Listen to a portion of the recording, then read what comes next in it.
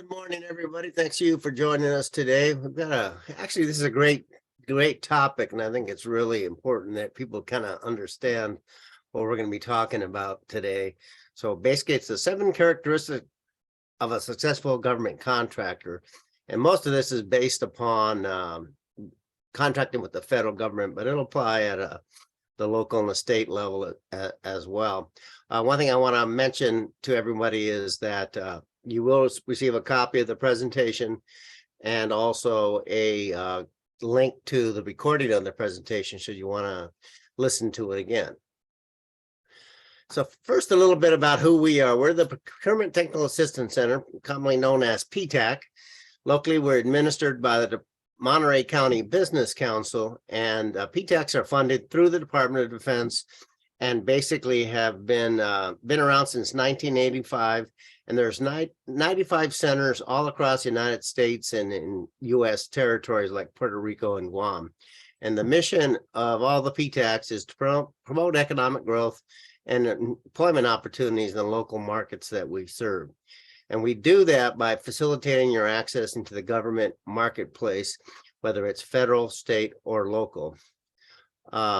There's 7 PTACs in the state of California. So you can see here the various colors of the various PTACs. We're this teal area in the Central Coast, Central Valley area. So if you're in on this webinar and you're one of these other areas, you can reach out to us and we'll refer you to our colleagues at one of the other PTACs. They're all well-equipped, great counseling services. A little bit more detail about the services we provide. First and foremost, it's just one-on-one counseling, us learning about your business, what you've done in the past, what you're currently doing, and then basically your goals with government contracting. Then we provide basically what we call pre-award assistance, to kind of teach you how to go out and find opportunities that are out there, help you review the various notices that you'll be looking at, because oftentimes they can be pretty confusing, and then help you put together what's called a capability statement, which is a promotional piece, a marketing piece that basically has some basic information that government buyers like to see, that tells a story about your business. Post-award assistance, will help you if like any kind of conflicts that may arise, how coach you and how to deal with that. Talk to you about debriefs, which is maybe you did or did not actually win a contract award. So debrief is something in the federal marketplace that is an opportunity for you to discuss with the contracting team about your offer. And then we can talk to you about protests, whether they make sense for the opportunity that you didn't get, etc. Outreach training events. So now that we've kind of seemed like we finally got back out of COVID, there are events that we attend. We'll be doing one probably in the May timeframe up in Stockton. But we're there to kind of let people know that we're out there, and typically we're providing some training at those events as well. We'll continue to do these webinars and then online short courses. That we have some that are available to you. If we feel that it'll be helpful to you, we can basically provide you some links so that you can learn other things that from some subject matter experts that maybe can do a better job than actually we can in addressing a certain topic. Bid matching is a service that we provide. Basically what it is we work with you, set up a profile on your company, upload it into a system. The system goes out and searches literally thousands of websites where public agencies have posted contracting opportunities. And then any matches with that opportunity and your profile then are just emailed directly to you, rather than you have to go to all these different websites yourself. Then with certification programs, there's a lot of certification programs out there: woman-owned small business, this Advantage Business Enterprise, service disabled, veteran-owned businesses, ADA, HubZone. We'll help you kind of navigate those, basically kind of coach you whether it even makes sense for your business or not. If it does, we'll kind of then talk about the qualification criteria There's a lot of misperception about that. So we'll kind of walk you through all that and then talk to you a lot about the supporting documents that you need to provide in the process. And one of the great things is there's no fees or commitments. So it's your tax dollars at work. With that, I want to introduce to you a great strategic partner of ours, Sharon Mikesell with the Cal Coastal Small Business Development Center. Thanks so much, Victor. Hey, there we go. As Victor mentioned, I am Sharon Mikesell. I'm the program manager with the Cal Coastal Small Business Development Center. You may know us better as Cal Coastal SBDC. The SBDC network is made up of about 1,000 centers across the country. We are in the Central California network, and we provide small businesses in Monterey and San Benito counties with no fee, one-on-one business advising, training, and access to the comprehensive information and resources to help businesses start, grow, and succeed. Our services provide some general business technical assistance like financial education, social media marketing tips, business plan guidance, and it helps the clients get started with government contracts of all sizes. Many of our clients start with those smaller contracts that include cities, counties, special districts, or even as subcontractors to get into the bigger projects. We provide services at no fee to our clients, thanks to the support of our partners that include the U.S. Small Business Administration, the California Governor's Office of the Small Business Advocate, which is a division of the Office of Business and Economic Development, and our local partners that include the cities of Salinas, and also the Monterey County Business Council and the Monterey County Workforce Development Board. Also, we can't forget our host and small business lender, Cal Coastal Rural Development Corporation. So if you're not already our client, we do work in conjunction with PTAC. Visit our website, calcoastalsbdc.com, and click that Get Started button. And of course, you can always follow us on social media. Thanks for joining us today, and I'm going to throw it back over to Victor to start the presentation. Thank you, Sharon. Yes, the SBDCs are just a great resource for you. So take full advantage of them. So let's just jump into that. Okay, so here's what we're going to talk about. This first, it says FAR Part 9.104-1, 7 characteristics.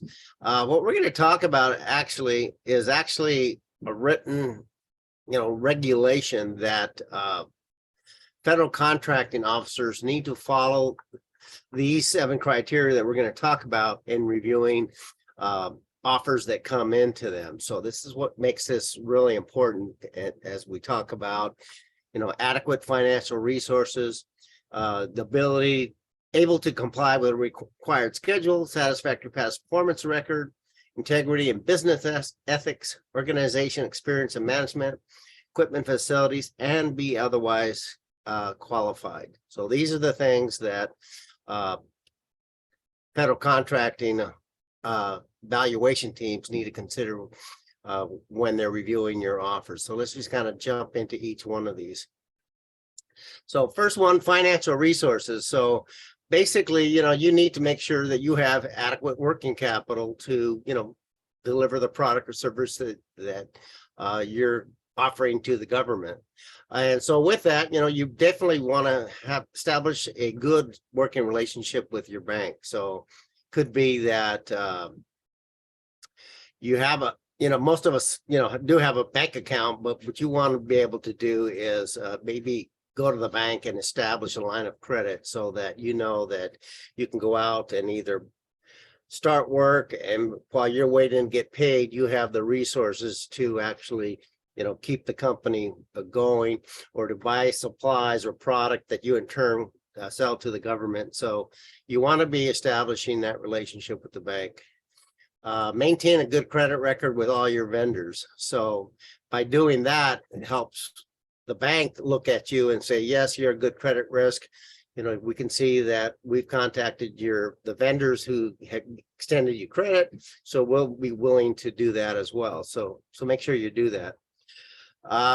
If you're in construction, this next one is really important. Establish and maintain a good risk rating for your insurance and bonding. Bonding is critical. So if you're doing construction in the government marketplace, you have to bond all your jobs. And this is not the small bond you have to put up when you get your contractor's license. We're talking like primarily a performance bond, but there might be like a requirement for a bid bond, other things like that as well. Have a budget and cash flow forecast. So, you submitted an offer, you really want to look at it and then understand what the budget's going to be for that project so that you can understand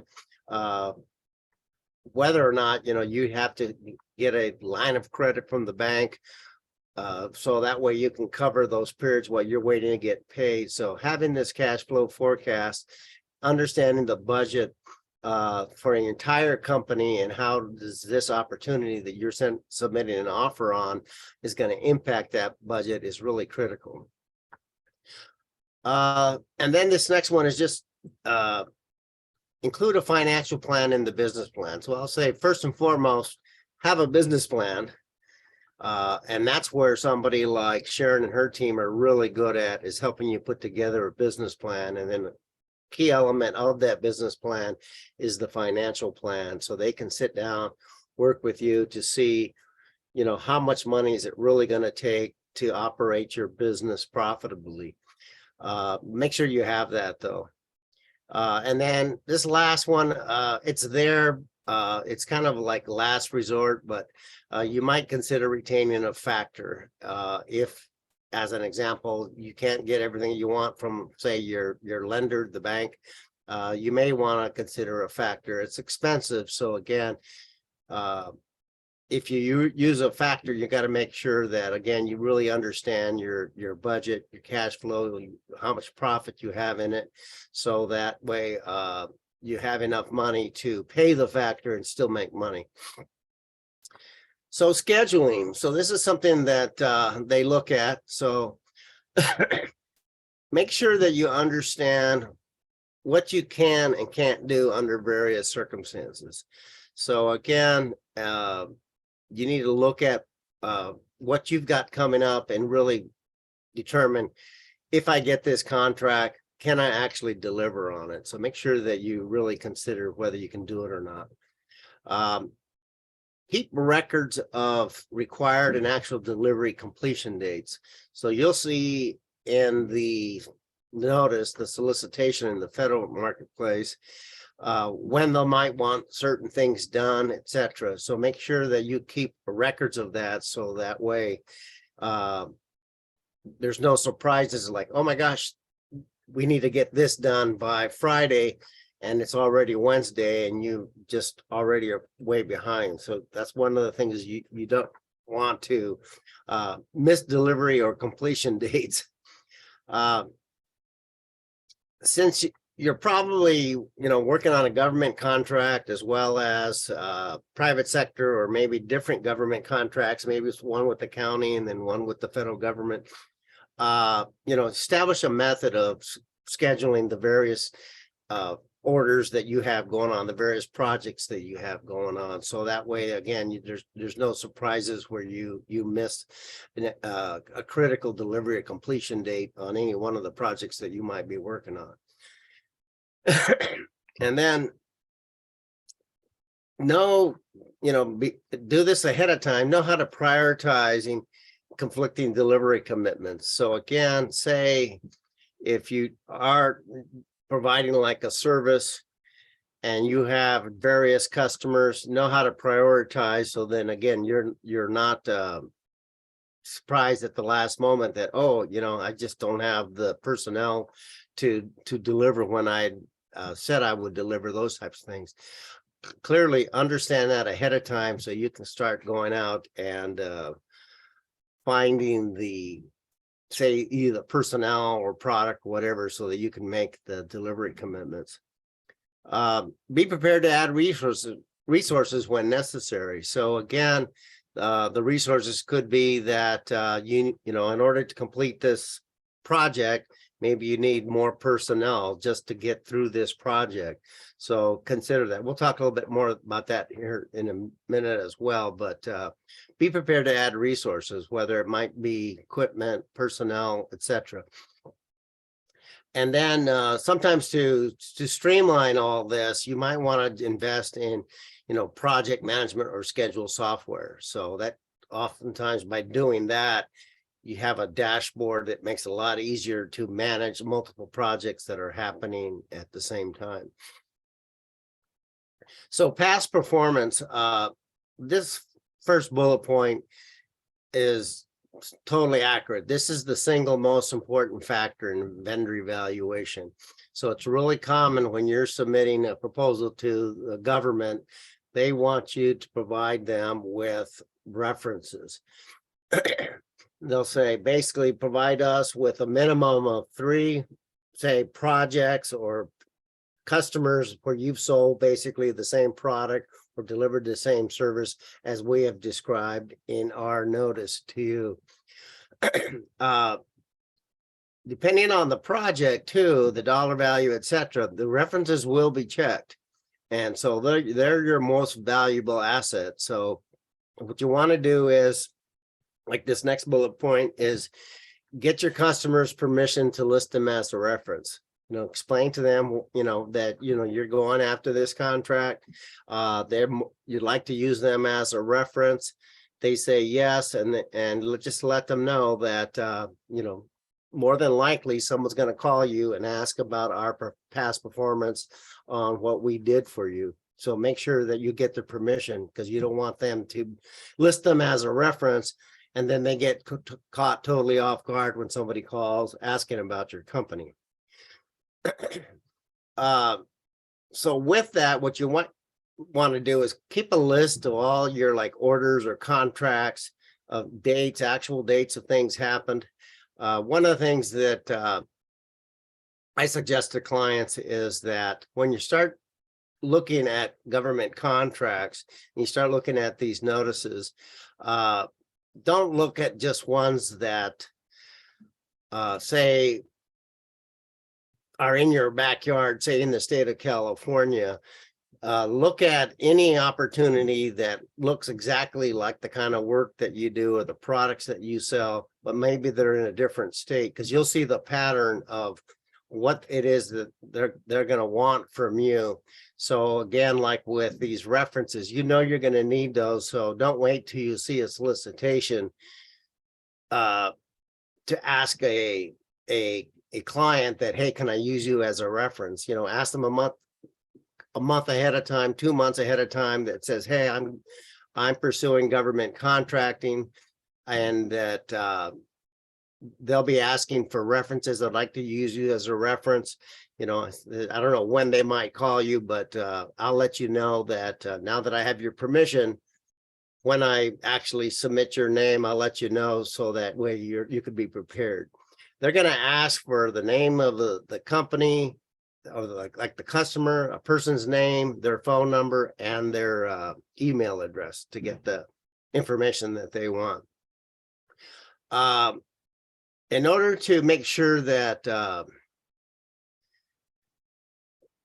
your past performance is always positive, if you're out doing something, providing some product or service, but you see that there's going to be a delay for some reason, you want to request a modification. You want to communicate to your customer as quickly as possible that, hey, we're going to run into a delay, and just let them know, and they'll probably be okay with it. But again, as soon as you let them know, because if you don't let them know and then all of a sudden you miss a deadline, then that becomes a negative mark on your past performance, and you don't want to do that. Again, people know that delays happen, and so but what they want is just good communication from you about anything. This next one, it's kind of similar, but you need to get permission to ship or perform early. You may think that you're doing your customer a favor by shipping it early, But it could be that by you doing that, they don't have the warehouse space in order to receive the product you're selling them. Same thing about performing early, like on, say, like a construction project. You may not know the entire scope of what's going on, so that by you doing something early, it could impact somebody else's work. So again, get permission before you do that. And this last one, on-time delivery must not jeopardize your quality. So again, you want to make those delivery schedules, but again, don't rush to deliver something. Say again, if it's like a construction or some kind of project where you have a date of completion date for something, if you just rush to meet that date, but by doing that, the quality of the deliverable, the product goes down, then you're not helping yourself. It's better to, again, report the delay that you're having and then just deliver a quality product. So integrity and business ethics. So they look at this. So it's really important. Debarment is a term that the federal government uses where basically, like you see, it says here, do not get on the ineligible list. You'll see in these notices, and they'll ask you, has your company been, is your company under a debarment? Or they'll even ask you, have you ever been debarred? Typically a debarment, it's not like you're debarred for life from ever doing business with the federal government. But the thing is that you just don't ever want to get debarred. And again, you get debarred by doing something that is unethical. And but again, they'll ask about that. If you were debarred 5 years ago, they're going to want you to explain what happened to them. And then again, that might hurt your chances of getting future work. It won't totally eliminate you, but again, if they can do business with somebody that doesn't have any debarments on their record and all other things being equal, they're going to probably go with the company that's never been debarred. So with that, don't make false statements. One of the things that I've seen, like a lot of people will do, is they'll make statements like, they're a woman-owned business when technically they're not, or they're a veteran-owned or minority or whatever it might be, but they're not. You need to be certified in order to make those claims. And any other kind of false statement, you just don't want to do that. You don't want to say that you have some kind of license when you don't, but people will do those kinds of things. So with that, you really want to establish a culture within your company where you have like a code of ethics and standards of conduct. And what you really want is you want to teach it to all your employees, so all of your employees really understand how important it is. You may be the CEO of your company, but the work takes place at the client's place of business, and you're busy running the business. You've got your employees that go out and do the work, but you want to make sure that they understand those things like making false statements, not communicating with the customer and with you. I mean, it's not uncommon where something will happen on a job site and the employees won't tell the customer, nor will they tell you, the boss, that something happened that really should be communicated to the client.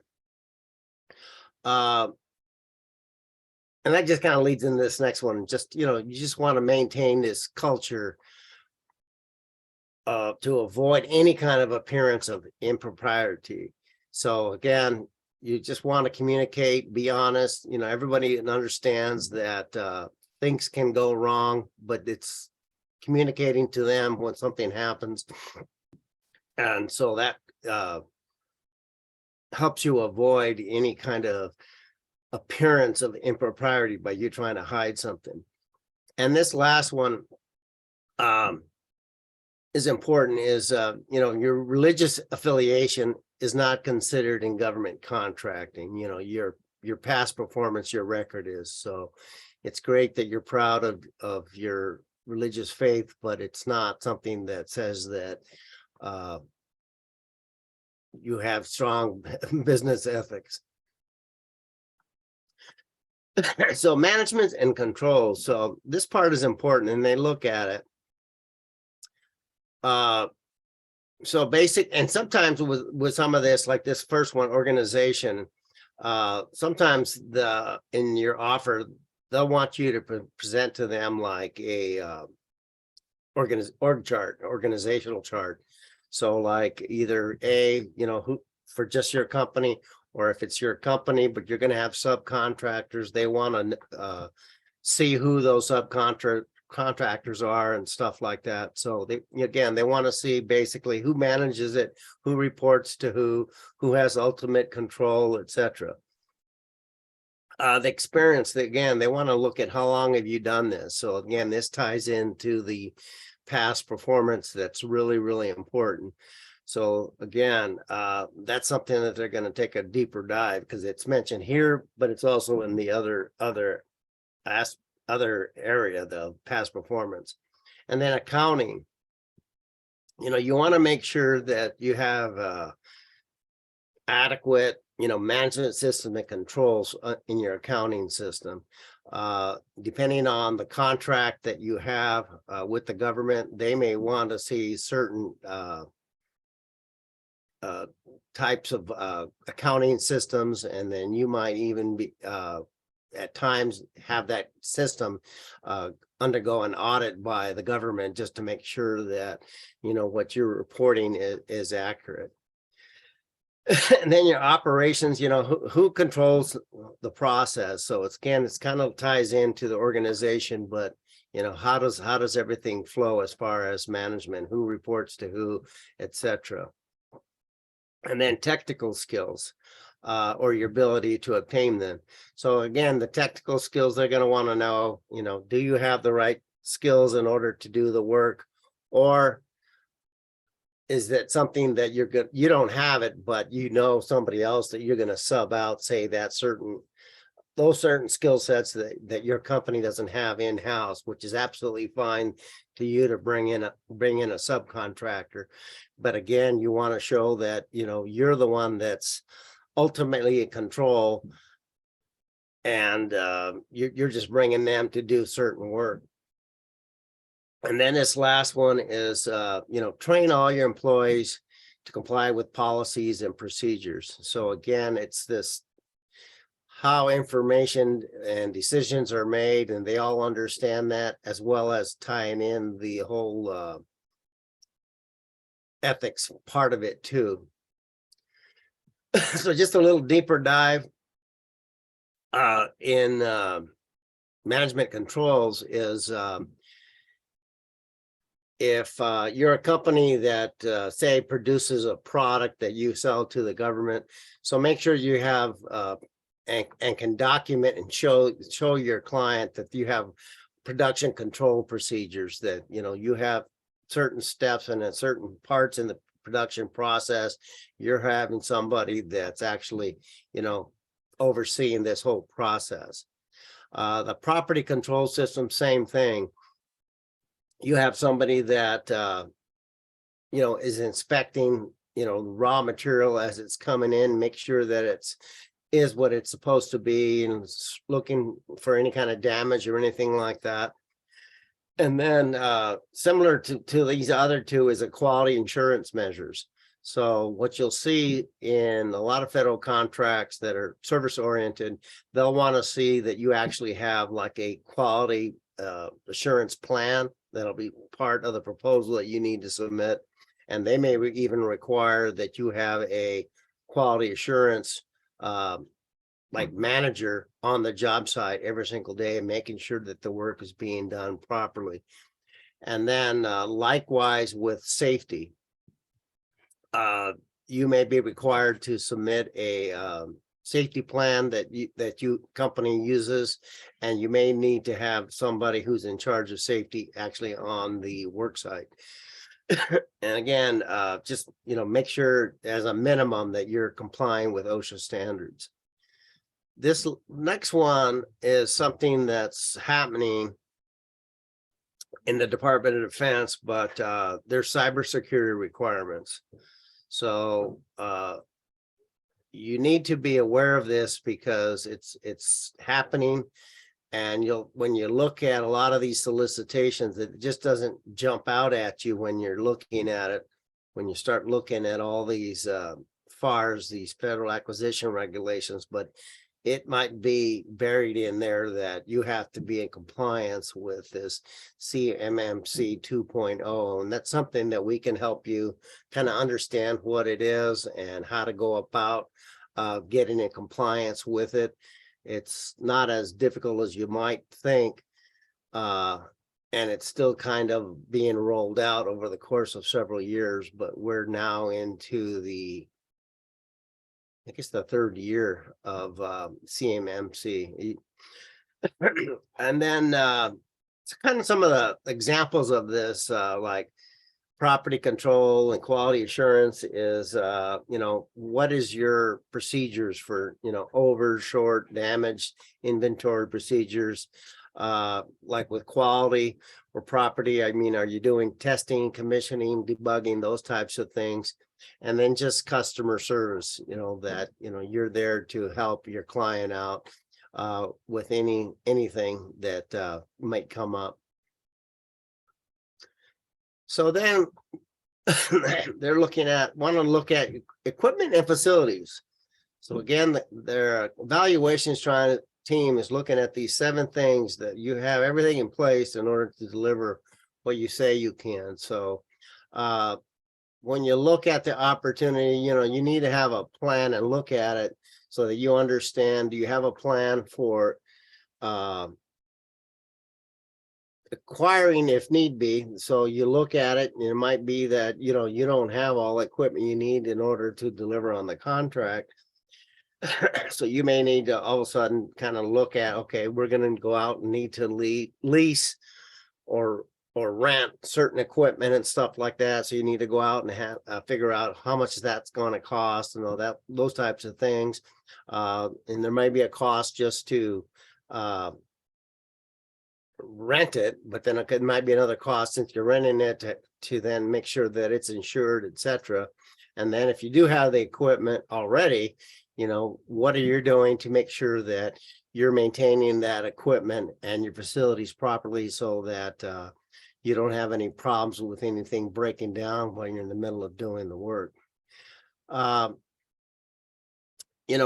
next one is how you get what you need, your inventory. Are you doing just in time, or you're just buying inventory and warehousing it, those types of things. So again, you want to make sure that you kind of understand what it is you need and how you're going to acquire it. Do you need to, store it, those types of things. And again, I mentioned earlier, sometimes with like technical aspects, you might not have everything in place within your company, so you could sub something out. But then same thing with equipment or facilities, you may need some equipment on a project. So maybe the best thing to do is, bring in a subcontractor who has that equipment. They have the operator that has the license to operate the equipment, etc. So consider doing that rather than taking on the added expense of acquiring equipment that you might use once, but then it's just going to sit there for, next 2 years waiting for another project that might require that kind of equipment. Make sure you understand whether there's any kind of certifications that might be required related to location where the work might take place. So again, just make sure that you know all the regulations, laws, etc., to where the work is going to happen. As I kind of touched upon earlier, of acquiring equipment, just make sure you have adequate insurance for your equipment and facilities. Things can happen, so they could be like a business interruption. So say as an example, you have a piece of equipment, and it's on a job site, somebody comes and they steal it, and all of a sudden you don't have the equipment. But if you have insurance, then you can go out and quickly replace that. So you want to avoid any kind of business interruption by having adequate insurance on your equipment and facilities. And make sure you have adequate security measures for basically theft, so I just mentioned somebody stealing piece of equipment off of say a construction site. Depending on where the project might be, you may have to invest in security that can actually be there at night to make sure that nothing disappears, whether it be your equipment or materials, etc. We all know about the copper thieves that are out there now.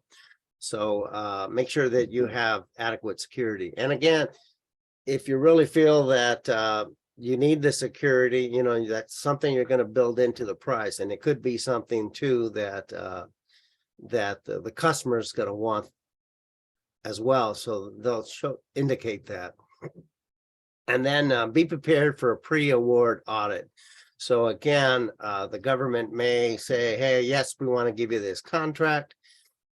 We like your proposal, but then they might want to come out and do an audit to see that you have all these things in place. Because if you don't, then they're going to want to say, okay, well, tell us how you're going to acquire it. And if you don't have a plan in place, then they may say, well, you know what, we're going to go to the next lowest bidder because we don't feel that you're as adequately prepared for this as you indicated in your proposal. And then this last one is otherwise qualified and eligible. And so what this just basically means is, again, are there any kind of professional license or credentials that are required? So you may be doing construction work and do a lot of, like, say, remodels and things like that, but maybe you don't have a contractor's license. So if you're going to get into government work, you need to show that you're a licensed contractor. Security clearance. Security clearance is something too that typically, if, for example, you needed security clearance to go do a project on, say, a military base, typically the government's going to give you a period for you to go get the security clearance. So they'll understand that, okay, you've never worked on the base before, so there was never a need for security clearance, but they like your offer. So they'll say, okay, you've got 30 days to basically obtain your security clearance, and they'll tell you the process that you need to go through, etc., in order to obtain it. And then, make sure again that you're having adequate personnel with the training and supervision. So, that's just kind of a given, but again, you want to make sure that you have that. Again, one of the things that I've seen in the past is where the quality control specialists and the safety people were two individuals that this company never really had to have on the job site. The owner might have those people, but they didn't have it. But on this specific contract with the Army Corps of Engineers, they were required to do that. So what they actually did was then had some of their employees undergo some training in order to get credentials in order for them to get the contract. And then the socioeconomic status. Again, if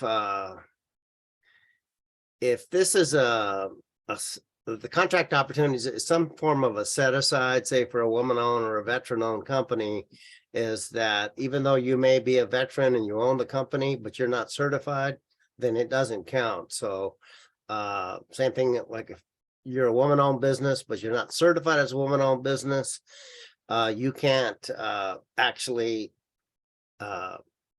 be awarded that contract that's been set aside for a woman-owned business because you're not certified as a woman-owned business. So that's something that falls under this otherwise qualified and eligible.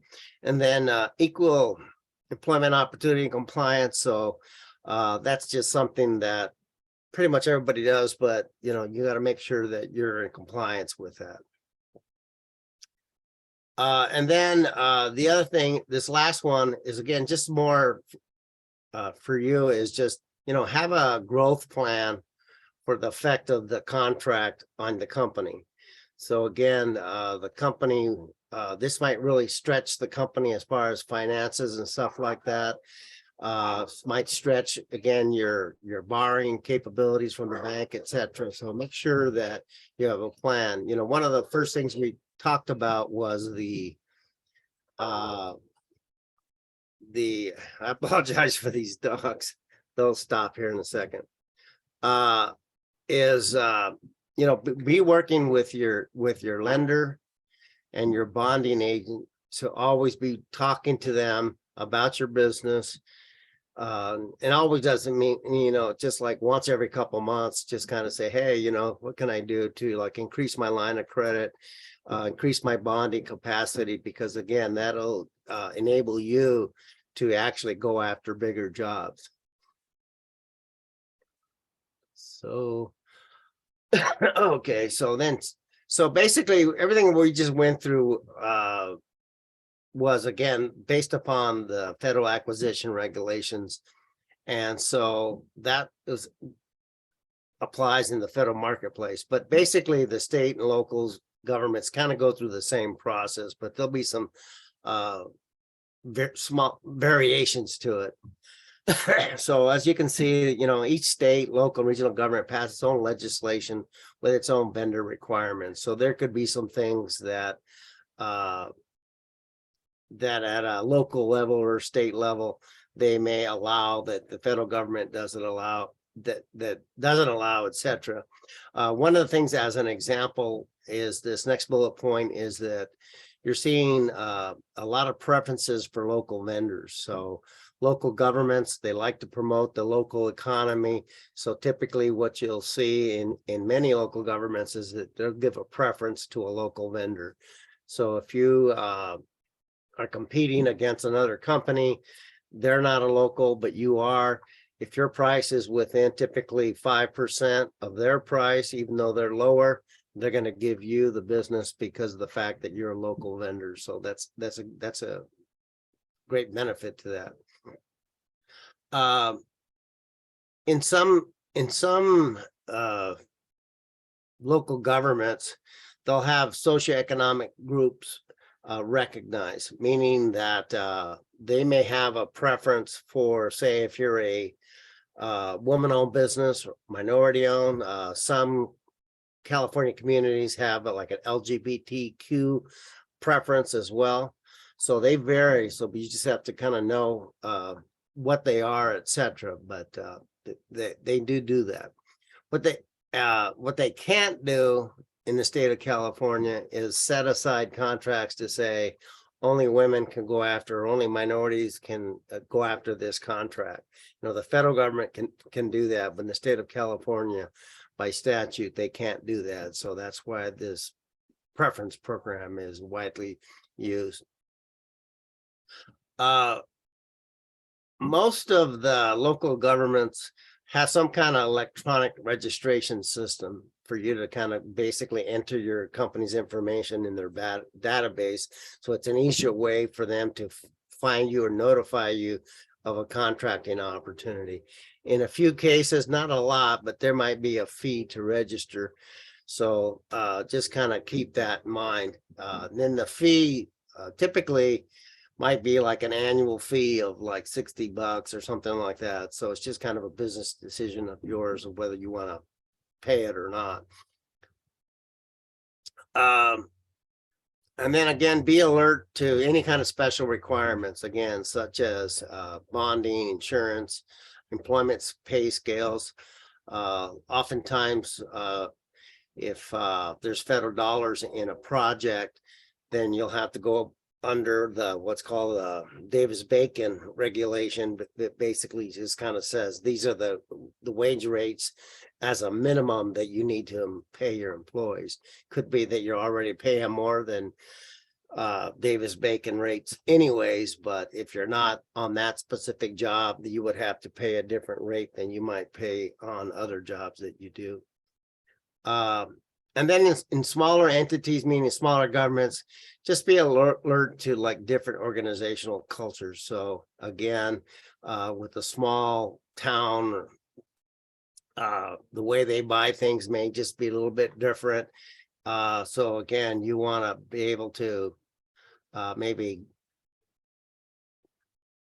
email them your capability statement, let them know that you're out there, and learn how you can find opportunities that they have. Again, familiarize yourself with their website, etc. So just kind of understand that.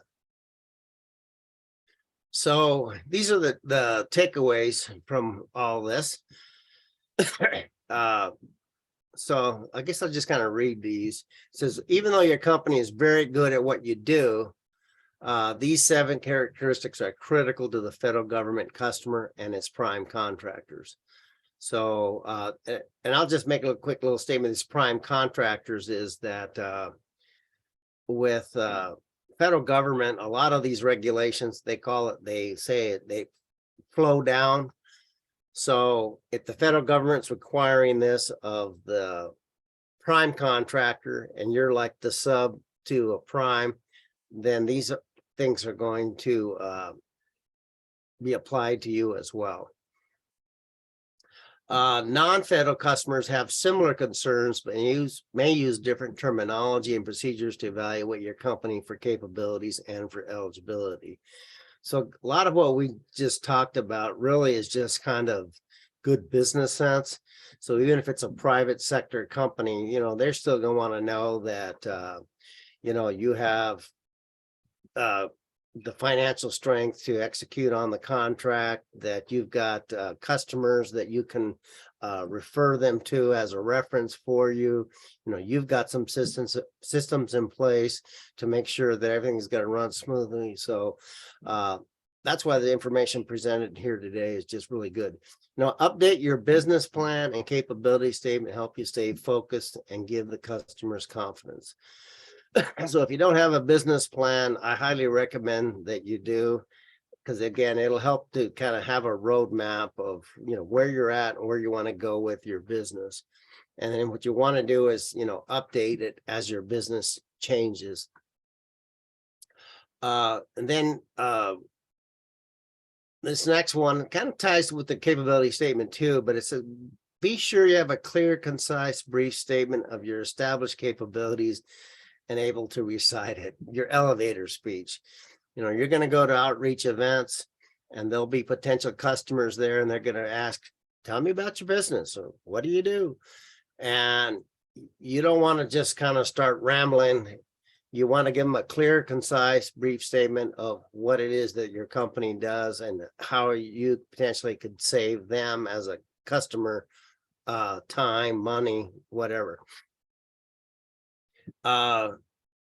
This last one, many certifications and registrations are available, but don't focus on collecting them until you need them. Go out and sell some products. So, one of the big mistakes we see is someone will start a business and the first thing they're doing is going out and getting certified as a woman, a veteran, all these different certifications, but they're not actually developing any past performance. Again, that's the most important factor in all these 7 that I went through is your past performance. So you want to go out and sell and have customers in the private sector. So that way, when the government customer says, who have you sold your product or service to in the past? You can say, well, here they are.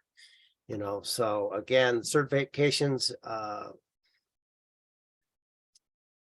are good to have. They can help reduce the competition that you'll have in the marketplace, but the certification is not going to get you a contract. Your ability to perform your past performance is what's going to get you the contract. So with that, I think, let me just upcoming webinar topics, and I'll take any questions you might have. March 15th, I'm just going to do a webinar. We're going to be rebranding. And so PTACs are going to become Apex Accelerators. So I'll talk about what that change means for you, and some new different initiatives are going to come out of that. But that's what that one's going to be about. And then on March 29th, we're going to talk about understanding the Hub Zone program. So a lot of people either never heard of it or they don't really understand, and this will help to really add some clarity to what the Hub Zone program is all about. So with that, I'll take any questions. You can just put them either in the Q&A or the chat.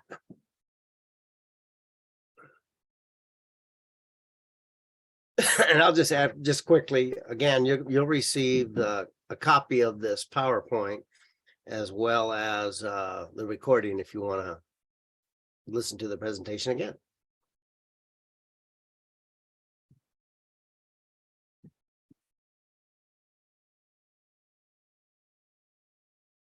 Well, I'm not seeing any questions, so well, I'm not seeing any questions. So anyways, well, thank you very much for joining us today. And then, like I said, join us in a couple of weeks and we'll talk about this whole new Apex Accelerator and what it means for you as business owners. So thank you very much. And then we'll see you in a couple of weeks.